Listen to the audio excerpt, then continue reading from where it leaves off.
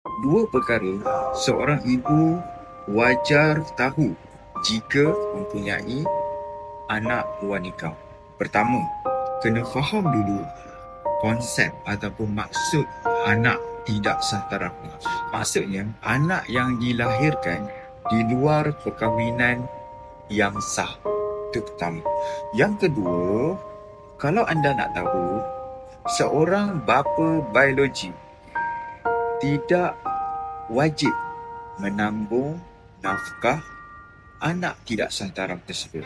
Maksudnya adalah anak tidak sah taraf ni dia hanya ditanggung oleh ibunya sahaja dan bukannya bapa.